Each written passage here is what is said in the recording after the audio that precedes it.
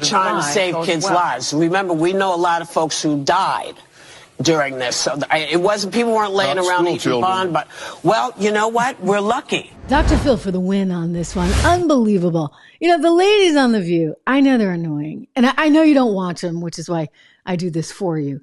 But this is important to see because he just, first of all, it's great because he just totally skewered them. I mean, humiliated them, really. But it's also important for you to see because there's this revisionist history that those on the left want to continue pushing. And frankly, I find it to be pretty darn dangerous. And I think it's important when we have these reality checks, such as the one that the courageous Dr. Phil is giving Whoopi Goldberg and the rest of her cronies here on the Disney-owned ABC News produced The View. Watch. And the same agencies that knew that are the agencies that shut down the schools for 2 years. Who does that? Who takes away the support system for these children? Who takes them away and shuts it down? So he's referring, of course, to what happened during the whole COVID lockdown, where kids were not in school for months, years in some cases. I mean, some of the poorest communities in America were the last to go back to school. And he's talking about the mental health toll that took on kids. Not to mention the academic toll. You look at any standardized test these days, we are so far behind. And why would that be? Well, because kids missed a grade or two. Think of what we did to a generation, all in the name of, well, if you ask me, politics. In fact, I do believe I got in a little bit of trouble for this one. It's the reason why I'm lucky enough to be here with you guys right now, because I dared to speak out on this back in March of 2020, when you definitely were not allowed to speak out on this. And I pointed to the reality that they would politicize this just as they have. And the teachers' unions, they were in on it too. Nobody wanted to go back to school. Oh, can't. It's too dangerous. You know, the kids could get killed if we're actually in school. Well, Dr. Phil shot that one too, and it's glorious. Watch it here. They were trying to save kids' lives. Remember, we know a lot of folks who died during this. So it wasn't, people weren't laying around eating bond, but, well, you know what? We're lucky. Maybe we're lucky they didn't, because we kept them out of the places that they could be sick, because no one wanted to believe we had an issue. Are you saying no school children died of COVID? I'm saying it was the safest group. They were the less vulnerable group, and they suffered and will suffer more from the mismanagement of COVID than they will from the exposure to COVID. And that's not an opinion, that's a fact.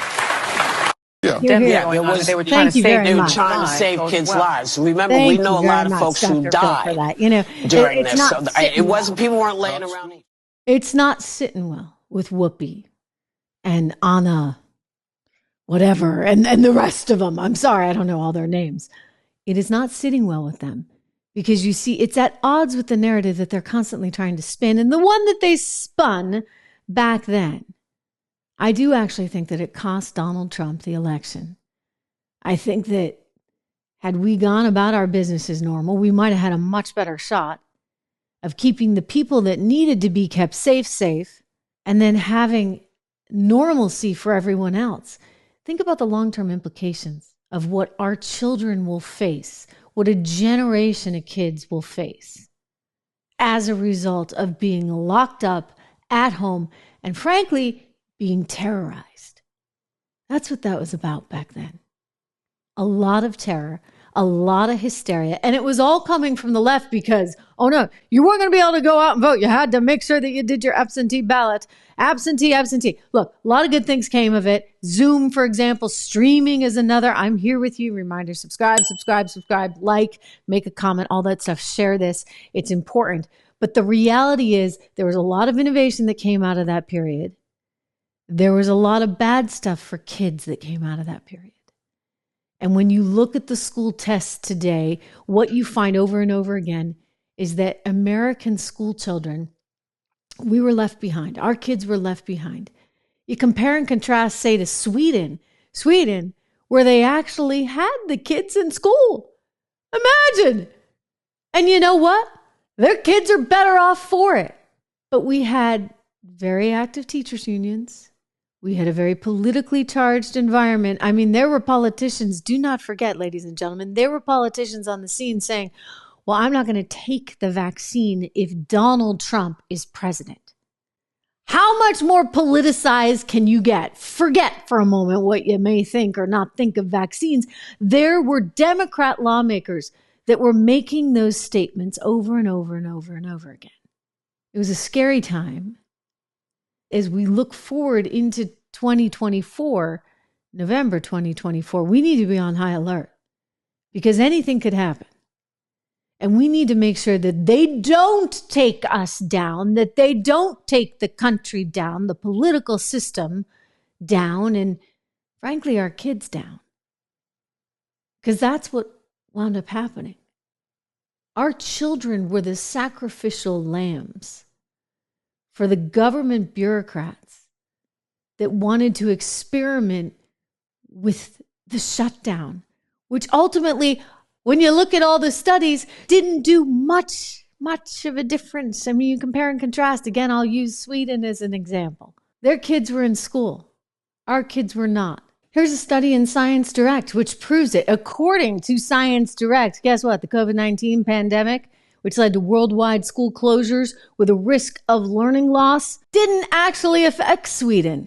No, because, quote, Sweden kept primary schools open. The study goes on to point out that Sweden made the choice to keep preschools, primary schools, and lower secondary schools open very early in the pandemic. And guess what?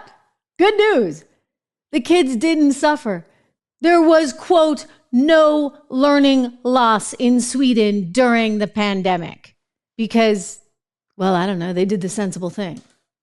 They knew that these young kids were not the most vulnerable, and therefore they made an educated decision to keep them in school. We, on the other hand, well, it was one big party, right? The teachers got the time off because they were so scared to be around all those kids, and then they stayed on Zoom, and I can't tell you how many schools didn't even have live Zoom. It was like, okay, kids, go read a lesson, and the teacher will correct your homework. Disaster. We can't ever let that happen again. We have to have more control as parents, as individuals. We can't let the insanity of places like The View and their propaganda, because I don't know what else you call it. That is pure propaganda. You can't allow that to take over. We need to speak up for ourselves. We need to speak up for our kids. We made mistakes back then. And I'll tell you, you know what? We're not going to do it again. We're not going to allow it to be done again. Because we're going to make sure we put the right people in office with the right kinds of policies to come up with the best possible outcome so that we can still continue to thrive as the meritocracy that we are. I'm telling you, they're trying to take over. That's what this is about. It's a full-scale takeover, and they did it with our kids during COVID. We've seen the results of that. They continue to do it with our kids.